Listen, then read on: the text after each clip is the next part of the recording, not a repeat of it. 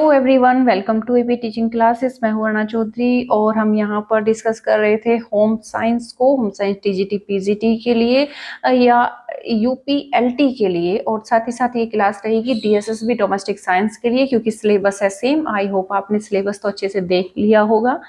हम इसमें जो स्वास्थ्य वाली यूनिट है हम उसको कंप्लीट कर रहे हैं, जिसमें हमने सबसे पहले देखा था कोशिका को, जो हमारी शरीर की बेसिक इकाई, शरीर के बिल्कुल निर्माण इकाई होती है, जिसको हम कोशिका कहते हैं। और कोशिकाओं के समूह से जो एक ग्रुप बनता है, जिसको हम टिश्यू यानी उत्तक बोलते हैं, जो हमारे शरीर के जितने भी अंग होते हैं, अपने उन अंगों की संरचना के अनुसार ही हमारे टिश्यू होते हैं।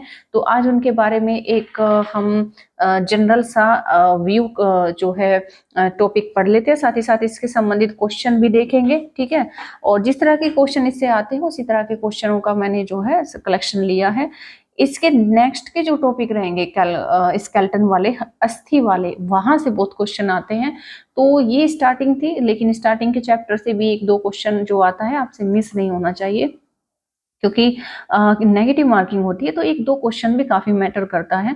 तो चलिए स्टार्ट करते हैं इसी के साथ में। अगर आप चैनल पर पहली बार आए हैं तो चैनल को कर लेना सब्सक्राइब, और इसकी पीडीएफ के लिए एपी टीचिंग टेलीग्राम चैनल को ज्वाइन कर लेना, वहां पर इसकी पीडीएफ आपको मिल जाएगी। ठीक है, तो चलिए इसी के साथ में आपका स्वागत है, स्टार्ट करते हैं। तो टिश्यू यानी कि उत्तक आप समझ ही गए हैं हम किसको कहते हैं। जब हम अपने हाथ को, पैर को, मुंह को देखते हैं तो आप देखते हो कि सबसे ऊपर आपको एक लेयर यानी कि त्वचा दिखाई देती है।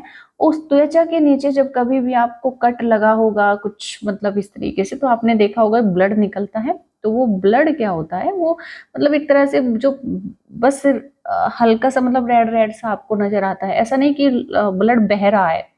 तो अगर ब्लड बहे नहीं, सिर्फ और घिसा और लाल लाल से आपको नजर आए, तो वो हमारे टिश्यू होते हैं। ठीक है, तो टिश्यू जो होते हैं, टिश्यू एक ग्रुप होता है। क्यों, किसका ग्रुप होता है? ये कोशिकाओं का ग्रुप होता है, क्योंकि हमारा जो शरीर होता है वो कोशिकाओं से बना होता है। वो गोल कोशिका भी हो सकती है, लंबी भी हो सकती है, नुकीली भी हो सकती है, और विकृत भी हो सकती है, जो हमने इससे पहले क्लास में समझ लिया था। ठीक है, तो कोशिकाओं का जो ग्रुप होता है शरीर के अनुसार, उसके ग्रुप को हम क्या बोलते हैं? टिश्यू बोलते हैं, यानी उत्तक बोलते हैं। ठीक है, ये छोटी छोटी कोशिकाएं हैं और इनके ग्रुप को हमने बोल दिया है टिश्यू। ठीक है, उत्तक। और यही उत्तक जो है मिलकर क्या बनाते हैं? शरीर अंगों को बनाते हैं, और शरीर अंग मिलकर जो है तंत्र बनाते हैं हमारा, जो है जैसे तंत्र में भी कई तंत्र होते हैं, श्वसन तंत्र, पाचन तंत्र और कंकाल तंत्र, इस तरीके से जो है हमारा तंत्र बनता है। ठीक, आप समझ ही गए होंगे। तो उत्तकों के भी प्रकार होते हैं, उत्तकों में भी कई प्रकार होते हैं, उनसे संबंधित क्वेश्चन आपसे पूछे जाते हैं।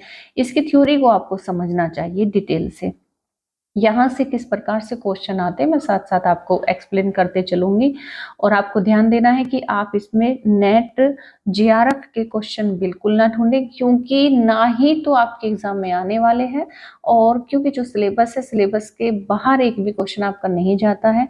तो सिलेबस में जो टॉपिक है उसी के अकॉर्डिंग आप तैयारी कीजिए, अदरवाइज आपका सिलेक्शन रह जाएगा।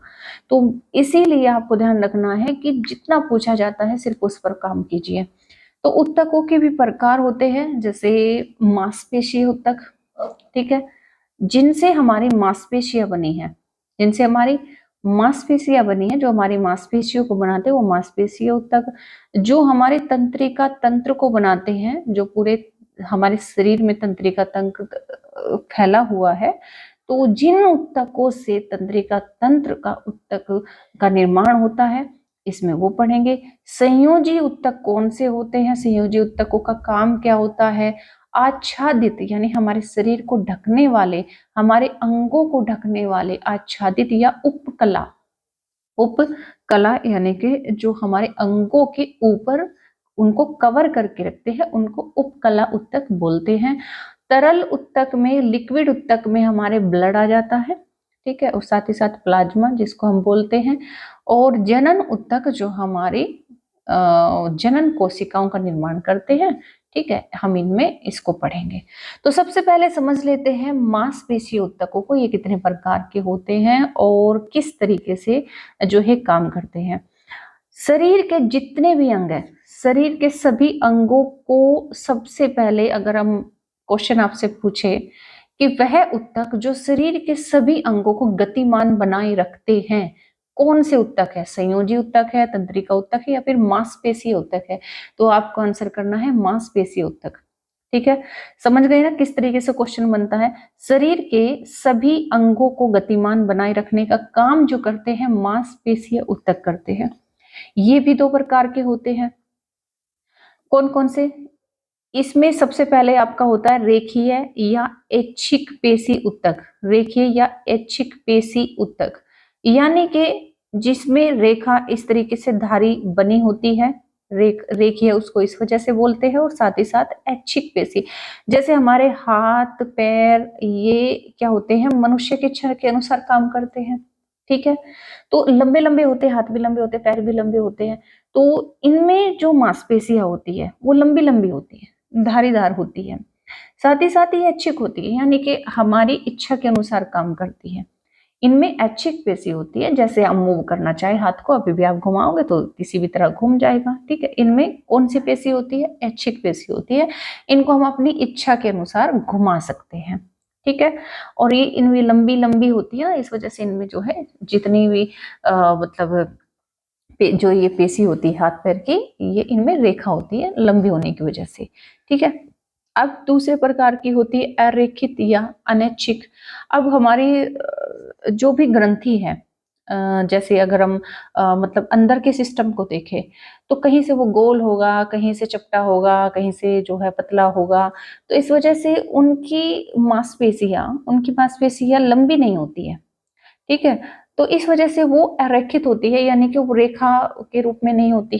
ठीक है, और साथ ही साथ वो अनैच्छिक होती है। अनैच्छिक इसलिए क्योंकि जो जैसे कि हमारा भोजन नली है वो हमारी इच्छा के अनुसार तो नहीं चलती है, वो तो 24 घंटे इस तरीके से जो है बंद होना खुलना बंद होना खुलना अपने ऑटोमेटिक चलता है।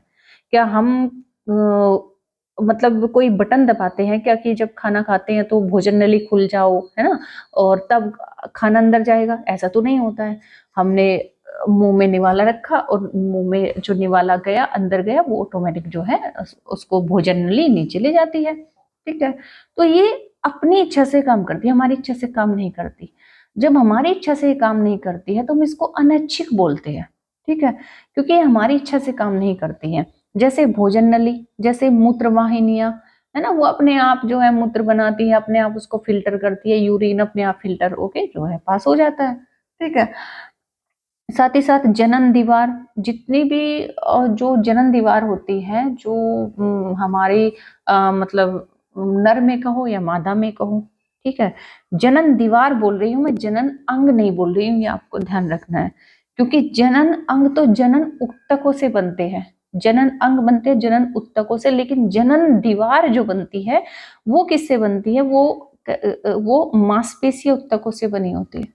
मांसपेशीय ऊतकों से वही होती है, मतलब उसमें कोई हड्डी नहीं होती है। ठीक है, ये आपको ध्यान रखना है। अब बात करते हैं कि तीसरी प्रकार की ये होती है हृदय पेशी। हृदय पेशी, हृदय में कोई हड्डी नहीं है ना, वो मांस का ही बना है, इस वजह से हृदय पेशी बीसी में आ जाती है। तो हृदय पेशी मिला जुला होता है।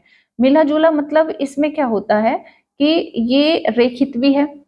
ठीक है, इसमें रेखाएं भी हैं। ठीक, और साथ ही साथ क्या है कि ये अनैच्छिक है। ये अनैच्छिक है, साथ ही साथ ये अनैच्छिक है, यानी कि ये भी जो हृदय होता है वो अपनी मर्जी से तो धड़कता है, हमारी मर्जी से थोड़ा ही न धड़कता है, वो अपनी मर्जी से धड़कता है। तो इस वजह से हम इसको अनैच्छिक भी बोलते हैं, साथ साथ में इसको रेखीय भी बोलते हैं। आपने देखा होगा किसी भी, अगर आपके पास में किसी के हार्ट का कभी आपने फोटो देखा हो, वीडियो देखा हो, तो उसमें जो लाइनिंग सी मतलब बनी रहती है, तो वो थोड़ा सा मतलब लंबा सा तो होता ही है ना। तो इस वजह से उसकी जो संरचना या पेशी, उसमें जो मांस जो उसमें होता है वो रेखीय होता है। ठीक है, और साथ ही साथ अनैच्छिक होता है।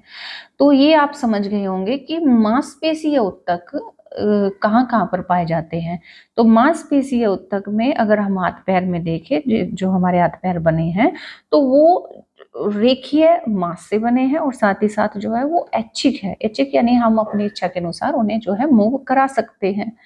अगर हम देखें हमारे भोजन की नली, हमारी मूत्र वाहिनी और हमारी जनन दीवार, ये सिर्फ मांस की बनी होती है और साथ ही साथ इनमें जो होता है ये सॉरी मांस की मतलब जनन दीवार जो होती है मांस की बनी होती है, बाकी भोजन नली हुई और मूत्रवाहिनी हुई, तो ये कैसी है, ये रेखीय है। रेखीय मतलब इसमें जो लंबी अरेखित है, सॉरी, ठीक है, मैं एक्सप्लेनेशन में थोड़ा वो हो गई, तो अरेखित है, ठीक है, जो अभी मैंने बताया, जैसे भोजन ने लिया वो गोल गोल गोल गोल करके ऐसे, जैसे आपने देखा होगा ना सिंक में जो पाइप लगा रहता है वो गोल गोल उसमें छल्ले बने रहते हैं, तो हमारी भोजन नली इस तरह की होती है, ठीक है, गोल गोल छल्लेदार होती है। तो वो अरेखित होती है, साथ साथ में अनैच्छिक होती है, यानी कि वो अपनी इच्छा से काम करती है, ठीक है, वो अपनी इच्छा से काम करती है। ठीक उसी तरह अगर हम देखें हृदय पेशी, हृदय पेशी भी मांसपेशी है, पेशी है, ये भी मांस की बनी होती है, लेकिन इसमें रेखा होती है और ये भी अनैच्छिक होती है, मिली जुली होती है, ठीक है, ये भी अनैच्छिक ही होती है, लेकिन ये रेखीय होती है, ये अरेखित नहीं होती, ठीक, ये आपको ध्यान रखना है, ये आपको क्लियर हो गया होगा। अब तंत्रिका उत्तक की बात करते हैं। तंत्रिका जो हमारा सिस्टम है, तंत्रिका जो हमारे शरीर में तंत्र का जो जाल फैला हुआ है वो कौन से उत्तकों से बना होता है और साथ ही साथ इसका काम क्या होता है। तो तंत्रिका उत्तक ये मस्तिष्क को सूचना पहुंचाने का काम करता है। पहली बात तो जैसे ये बॉडी है, ये हमारी बॉडी हो गई, ठीक है, मैंने आपको कल भी बताया था। तो ये रीढ़ की हड्डी है, इसमें से जो है इस तरीके से तार की तरह जो है ये हमारा तंत्रिका उत्तक इस तरीके से निकले हुए हैं, ये हाथ में भी गए हुए हैं और ये पैर में भी गए हुए हैं, ठीक है, और ये जो है मस्तिष्क में इस तरीके से गए हुए हैं। तो हमारे हमारे हाथ पे चींटी काट ले या किसी चीज पे पैर आ जाए या चोट लग जाए, तुरंत हमारे मस्तिष्क को पता चल जाता है, नींद में भी पता चल जाता है इवन। कैसे? क्योंकि ये तंत्रिका उत्तक क्या करते हैं, हमारे मस्तिष्क तक सूचना पहुंचाते हैं। तो क्वेश्चन अगर आपसे पूछ लिया जाता है कि मस्तिष्क तक सूचना पहुंचाने का काम कौन से उत्तक करते हैं, संयोजी उत्तक, मांसपेशीय उत्तक या तंत्रिका उत्तक, तो आपका आंसर सीधा देना है तंत्रिका उत्तक। आज्ञा ले जाना, हम इसको आज्ञा ले जाना कहेंगे, हम इसको सूचना ले जाना कहेंगे, ठीक है, ये इसका काम करता है। सोचना, विचारना, ये सब इसके महत्वपूर्ण गुण है, ठीक, क्लियर हो गया। अब सबसे इंपॉर्टेंट है संयोजी उत्तक। संयोजी उत्तक कौन से उत्तक होते हैं? संयोजी उत्तक जो होते हैं, जैसे हमारा हृदय है, हमारा हृदय, हमारा रुधिर, रुधिरवाहिनियां जो है, जो जिसमें से रुधिर बहता है ना, ब्लड बहता है, और ये क्या होते हैं, वह त्वचा के नीचे, हमारी जो स्किन है, स्किन के नीचे और साथ ही साथ हृदय के और जो है रुधिर वाहिनियों के जो नीचे उत्तक पाए जाते हैं वो संयोजी उत्तक होते हैं। अब जैसे देखो आप घर में क्या कराते हैं, फिटिंग कराते हैं, तो जो वायर आप जो है जहां जहां से ले जाते हैं, तारों को जहां जहां से ले जाते हैं, तो उनमें जगह जगह आप क्या करते हैं, सपोर्ट के लिए उसको फिटिंग करते हैं, है ना, ताकि वो तारों को जोड़ के रख पाए, संयोज करके, संयोज का मतलब जोड़ना, ठीक है। जैसे तंत्रिका तंत्र है, तंत्रिका तंत्र पूरे शरीर में तारों की तरह फैला हुआ है, ठीक है। तो तंत्रिका तंत्र को जो है जिस तरीके से अगर हम देखें, जो हृदय है हमारा, साथ ही साथ जो रुधिर वाहिनियां है, रुधिर वाहिनियां पूरे शरीर में फैली हुई है तारों की तरह, है ना, जो रुधिर ले जाने का काम करती है, जिसमें धमनी सीरा दोनों आती है, और त्वचा, ठीक है, इन सबको एक तरह से जोड़ने का काम जो करता है वो संयोजी उत्तक करता है। तो रेशेदार संयोजी ये श्वास नलियों की भित्तियों, स्वरा रज्जु अंगों में पाए जाते हैं।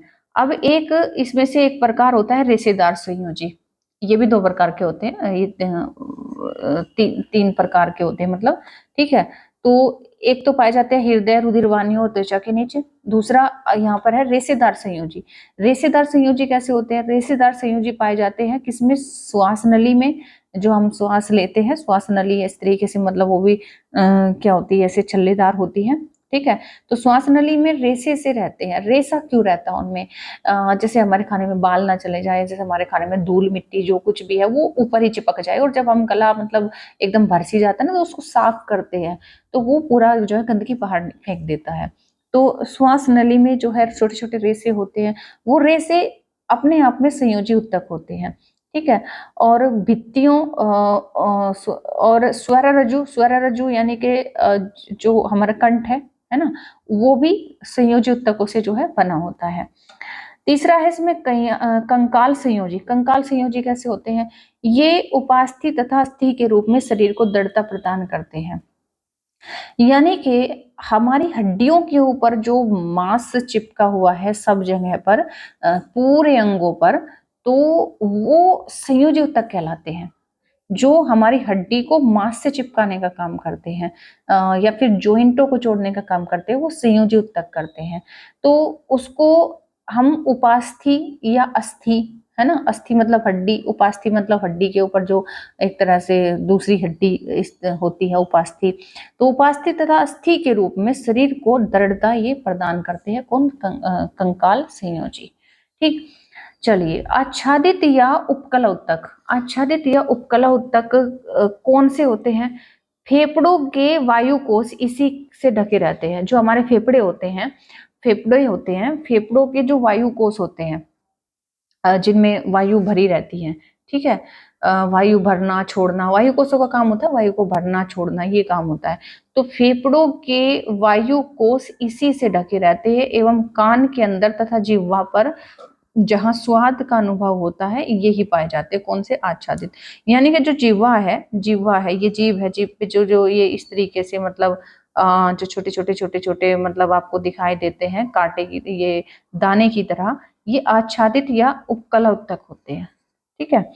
और दूसरा इसमें देखें तो फेफड़ों के वायुकोश, जैसे ये फेफड़े होते हैं, ठीक है, ये दोनों तरफ फेफड़े होते हैं, ठीक, इनमें छोटे छोटे वायुकोश बने होते हैं इस तरीके से, इस तरीके से वायुकोश बने होते हैं। तो ये वायुकोश भी उपकला ऊतक के बने होते हैं।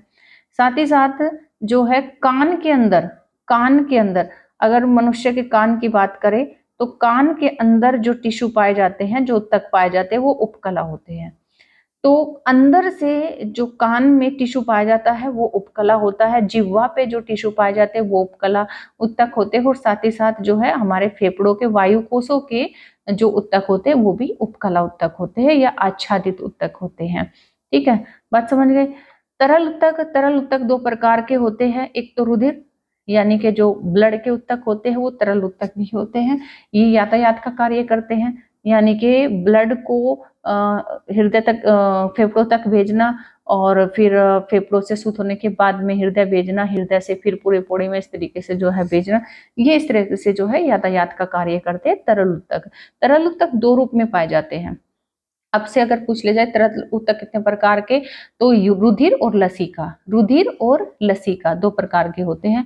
इनमें मैट्रिक्स व प्लाजा नामक तरल पदार्थ पाया जाता है जो इनके यातायात में जो है सहायता करता है, जो यातायात को सुगम बनाता है। ठीक है, मैट्रिक्स व प्लाजा। लास्ट है इसमें जनन ऊतक। अगर मैं मादा या नर के जनन अंगों से पूछ लूं कि उनमें कौन से ऊतक पाए जाते हैं, उनके टिश्यू अलग ही होते हैं। ऐसा नहीं कि जिन टिश्यू से पूरा शरीर बना है उन्हीं टिश्यू से जनन अंग बने होते हैं, नहीं, वो जो जनन होते हैं वो अलग ही टिश्यू से बने होते हैं, जिनको जनन ऊतक बोलते हैं। ये जनन कोशिकाओं का निर्माण करते हैं, यानी कि नर युग्मक, मादा युग्मक। और इनके संयोग से कहो कि इनके मतलब युग्म से कहो तो क्या बनते हैं? गैमेट्स बनते हैं, जिसे हम जो आगे जाके युग्मनज बनाते हैं, जाइगोट बनाते हैं। ठीक है, तो आपसे सिंपल क्वेश्चन पूछेगा कि मादा नर अंगों में मादा जनन अंगों का निर्माण कौन से ऊतकों से होता है, तो जनन ऊतकों से होता है। या फिर पूछ लेगा कि नर जनन ऊतकों का निर्माण कौन से ऊतकों से होता है, तो जनन ऊतकों से होता है। ठीक है, इस तरीके से इसमें क्वेश्चन पूछे जाते हैं।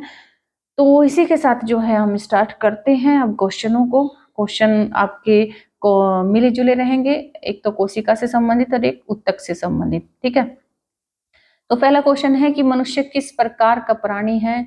एक कोशिकीय है, बहुकोशिकीय है, एक कोशिकीय तथा बहुकोशिकीय है, या फिर इनमें से कोई नहीं है?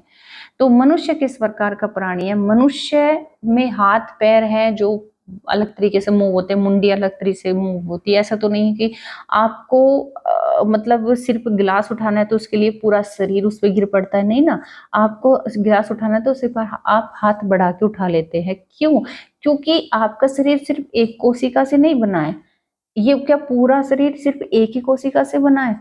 नहीं, अगर एक ही कोशिका से बना होता तो आपका शरीर में स्ट्रक्चर इस तरीके से फिगर नहीं बना होता, आपका चपटा शरीर हो जाता।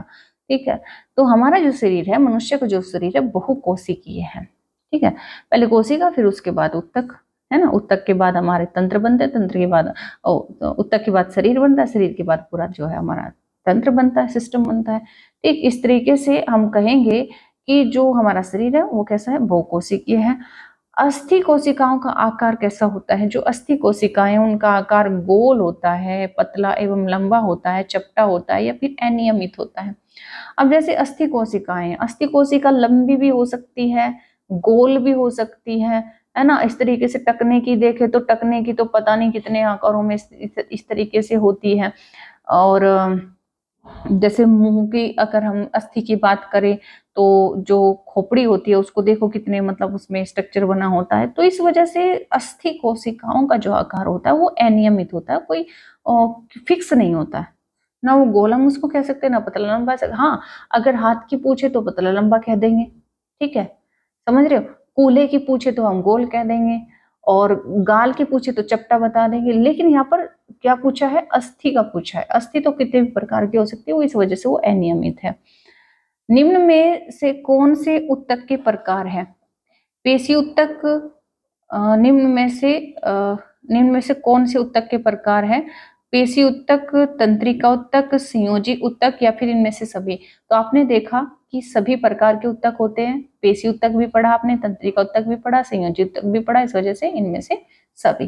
ठीक है, क्वेश्चन नंबर है 4, ऊतकों का निर्माण कहाँ पर होता है? ऊतकों का निर्माण कैसे हो जाता है? अपने आप से हो जाता है, या पोषण से होता है, या कोशिकाओं के मिलने से होता है, या फिर आकस्मिक रूप से होता है? तो कोशिकाओं का निर्माण कोशिकाओं से मिलने से होता है, यानी कि छोटी छोटी कोशिकाएं एज ए ग्रुप में होती है, और उस ग्रुप को हम ऊतक बोलते हैं। ठीक है, तो कोशिकाओं के मिलने से क्या बनता है, ऊतक बनता है। ठीक, क्वेश्चन नंबर 5 है, मानव शरीर की संरचनात्मक एवं कार्यात्मक इकाई। मानव शरीर की संरचना, जिससे हमारा शरीर बना है, पूरी संरचना बनी है, जिसको हम कार्यात्मक इकाई बोलते हैं, यानी कि पूरे शरीर का कार्य ही उसी से संबंधित है, या फिर वो कार्य हमारा पूरा शरीर ही उसी से चलता है। अगर कोशिका ना हो तो कुछ भी नहीं है, हमारा शरीर भी नहीं है। तो उस मानव शरीर की संरचनात्मक कार्यात्मक इकाई क्या है, कोशिका हो जाएगी। ठीक है, क्लियर हुआ। कोशिका का सबसे महत्वपूर्ण भाग आपको बताना है कि कौन सा होता है। केंद्रक होता है, कोशिका द्रव्य, कोशिका भित्ति या फिर जीव द्रव। तो सबसे महत्वपूर्ण जो होता है वो मेन यानी सेंटर होता है, जिसे हम जो बोलते हैं केंद्रक बोलते हैं। ठीक है, वो सबसे महत्वपूर्ण होता है। क्वेश्चन नंबर 7 है कि यह हमारे शरीर की सबसे सरलतम इकाई है। कौन सी सबसे सरलतम इकाई है? कहते हैं ना कि सबसे बेसिक, सबसे इजी, सबसे सरल, सबसे स्टार्टिंग वाला जो पॉइंट है, स्टार्टिंग वाली जो चीज है, जो सबसे बेसिक है, सबसे सरलतम, वो इकाई हम जिसको कहते हैं। तो जिसको मैंने बताया भी था कि रॉबर्ट हुक ने उसे कोसा का नाम दिया है। किसका नाम दिया है? कोसा का नाम दिया है। उसको हम कोशिका कहो या कोसा कहो, ये सबसे सरलतम इकाई होती है। ठीक है, कोशिका की शक्ति निवास है। कोशिका की शक्ति निवास, यानी कि कोशिका की पावर हाउस जिसको हम बोलते हैं, कोशिका का पावर हाउस कहो, कोशिका का पोषण केंद्र कहो, जिसपे कोशिका जीवित रहती है, तो वो अपने केंद्र के आधार पे रहती है। और और इसका जो मतलब इसमें जो जो इसका पावर हाउस होता है, जहाँ पर इसकी पूरी ऊर्जा रहती है, वो रहती है माइटोकॉन्ड्रिया में। ठीक है, इसका जो पावर हाउस होता है वो माइटोकॉन्ड्रिया कहलाता है। ठीक, कोशिका का सबसे महत्वपूर्ण भाग क्या होता है? केंद्रक, कोशिका द्रव्य, कोशिका भित्ति या जीव द्रव्य? तो कौन सा होता है? केंद्रक होता है, सबसे महत्वपूर्ण भाग होता है ये इसका। निम्नलिखित में से किस एक कोशिका का सुसाइडल बैग कहते हैं? सुसाइडल बैग यानी कि जहां पर कोशिका जाकर आत्महत्या कर लेती है, या फिर जिसे कहें कि वहां पर जो है कोशिका उसके बाद जीवित ही नहीं रह पाती है, तो वो होता है राइबोसोम। ठीक है, वो होता है राइबोसोम। तो आपको सीधे सीधे जो है क्लियरली याद रखना है। क्वेश्चन नंबर 11 है, जीव द्रव्य यानी कि प्रोटोप्लाज्म की कार्बनिक अणुएं प्रोटीन है। मैंने ये आपको कल अच्छे से एक्सप्लेन किया था। आपको इसमें बताना था कि जीव द्रव्य में कौन कौन से तत्व पाए जाते हैं, ये मैंने बहुत अच्छे से आपको बताया था। तो साथ ही साथ बोला भी था कि नोट कर लेना। तो जीव द्रव्य यानी कि प्रोटोप्लाज्म के कार्बनिक अणु है, जो मतलब उसमें अणु पाए जाते हैं प्रोटीन, कार्बोहाइड्रेट, वसा एवं न्यूक्लिक अम्ल, और डीएनए या आरएनए है, या फिर प्रोटीन, कार्बोहाइड्रेट, वसा, न्यूक्लिक अम्ल, डीएनए, आरएनए आदि। तो देखो उसमें हमने कल पढ़ा था कि जो जीव द्रव्य है प्रोटोप्लाज्म है, उसमें प्रोटीन भी होता है, कार्बोहाइड्रेट भी होता है, वसा भी होती है, न्यूक्लिक अम्ल भी होता है। ठीक है, ये सभी तत्व उसमें सम्मिलित होते हैं जीव द्रव्य में। तो ऑप्शन नंबर डी हो जाएगा। क्वेश्चन नंबर 12 है, कोशिका झिल्ली की प्रमुख शारीरिक क्रिया संबंधी कार्य है। कोशिका झिल्ली, जो कोशिका है और कोशिका के जो बीच में झिल्ली होती है, ठीक है, ये यहाँ पर जो झिल्ली होती है ये बनी होती है। तो झिल्ली का प्रमुख शारीरिक क्रिया संबंधी कार्य क्या है? कोशिका को सुरक्षा प्रदान करना, कोशिका के अंदर एवं बाहर पदार्थों के अभिगमन पर नियंत्रण रखना, या फिर कुछ विशेष रासायनिक पदार्थों का स्राव, या फिर जो है इनमें से कोई नहीं।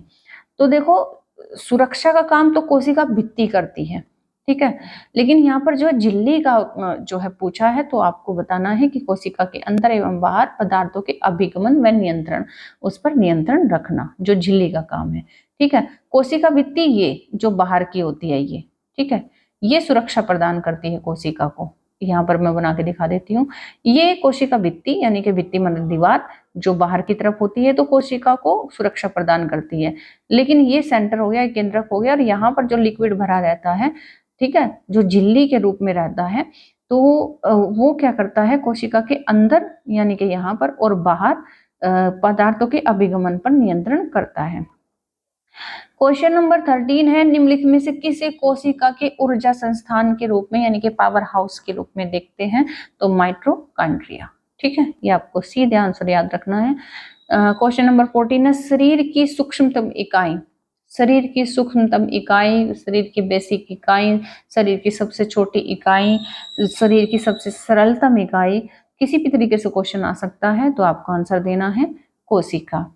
ठीक है, अब मैंने आपको एक्सप्लेन किया था कि किसने कोशिका को क्या नाम दिया। तो असंख्य छोटी छोटी इकाइयों जो जीवधारियों के शरीर की रचना करती है का नाम सर्वप्रथम कोसा किसने रखा था? किसने रखा था? रॉबर्ट ब्राउन ने, विल्सन ने, रॉबर्ट हुक ने, या फिर हक्सले ने? तो आपका आंसर सीधे आपको आ जाना चाहिए, रॉबर्ट हुक ने इसको क्या कहा था? कोसा कहा था। कोशिका का सर्वप्रथम नाम कोसा किसने रखा था? रॉबर्ट हुक ने रखा था। प्राणी के शरीर के विभिन्न अंगों को बांधे रखने का काम किसका है? प्राणी के शरीर के विभिन्न अंगों को कौन बांधे रखती है? पेशी कोशिका, आच्छादक कोशिका, संयोजी कोशिका, या फिर तंत्रिका कोशिका? अब इन्होंने कोशिका बोल दिया, मतलब उत्तक ना बोल के इन्होंने कोशिका ही बोल दिया। इसमें भी कोई प्रॉब्लम तो है नहीं, क्योंकि हमें क्लियर हो रहा है, क्योंकि हम समझ रहे हैं क्वेश्चन को कि शरीर के विभिन्न अंगों को कौन बांधे रखता है, तो संयोजी कोशिका। संयोजी का मतलब ही जोड़ना, कनेक्ट करना होता है। तो ये क्या करता है? अंगों को बांध के रखता है, जोड़ के रखता है। क्वेश्चन नंबर 17, उत्तक तंतु, जिसको हम तंतु भी बोल देते हैं, ध्यान रखना है, उत्तक को हम तंतु भी बोल देते हैं। तो तंतु के टूटने की क्रिया को क्या बोलते हैं? अपचय, उपचय, संश्लेषण, पुनरुत्पादन। तो आपका आंसर हो जाएगा ये टूटना है। जब टूटना हो तो हम उसको उपचय बोलेंगे। क्या बोलेंगे? क्योंकि मैं आपको बता देती हूँ कि चयापचय होता क्या है। ठीक है, सबसे पहले हम चयापचय समझेंगे। देखो मैं यहाँ पर एक वर्ड लिख लूँ, चयापचय।